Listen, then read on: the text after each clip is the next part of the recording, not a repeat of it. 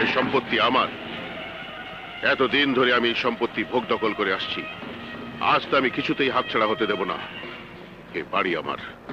নায়েব থেকে শুরু করে দারোয়ান পর্যন্ত সবাই আমার কথায় উঠে বসে। আমি এসব ওদের কিছুতেই হতে দেব না। আজ রাতই হবে ওদের শেষ রাত। তৈরি হও। না না, মাথা ঠান্ডা করুন ছোট হুজুর। সম্পূর্ণ অপ্রস্তুত অবস্থায় আপনি ওদের সঙ্গে লড়াই করতে পারবেন না। এবারে সব কর্মচারী ওদের নিজস্ব লোক। কিন্তু বাবা, ওনাকে আমি দেখব।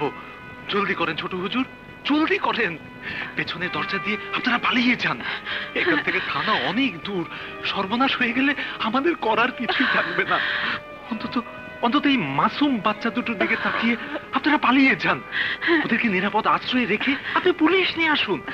জলদি করেন ছোট হুজুর, জলদি করেন বৌমা, জলদি করেন, যান। ঘুমাও চাচা, ঘুমাও। তোমরা? আমি ভিক্ষা করতে শিখিনি চাচা, আদায় করে নিতে শিখেছি। তুমি মনে করেছো সব সম্পত্তি তুমি ওদের নামে লিখে দেবে আর আমি তা চুপচাপ মেনে নেব? চিৎকার করে কোনো লাভ হবে না চাচা। আমি ছাড়া তোমার বংশের আর একটি লোকও কাল সকাল পর্যন্ত জীবিত থাকবে না।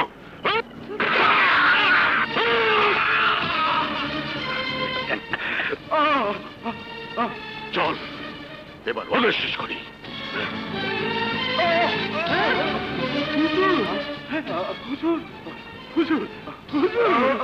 আমি আমি আমি চলে যাচ্ছি নায়েব। তুমি আমার সবচেয়ে বিশ্বস্ত লোক। তুমি তুমি কথা দাও, আমার বংশধরটা হাতে তুমি আমার এই সম্পত্তি তুলে দেবে। হ্যাঁ, কথা দিন হুজুর, কথা দাও, কথা দিন আমাকে।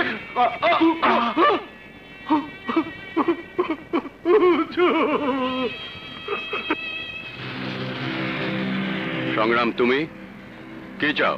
তোমাকে আর তোমার দুই সন্তান রাজা বাদশাকে। শোনো শওকত, তুমি আর তোমার সন্তানেরা না থাকলে চাচার সমস্ত সম্পত্তি আমার। এই দাঁড়িয়ে আছিস কেন? পালাও মমতা, পালাও। যাও বলছি, যাও।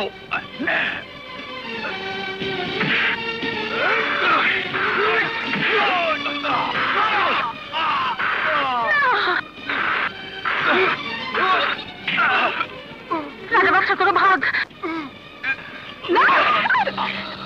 মমতা, তুমি যাও, আমাদের ঠেকাচ্ছি। মা, মা,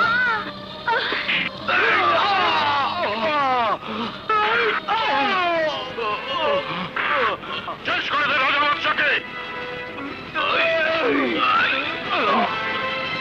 রাজা বাদশা, তোরা পারো।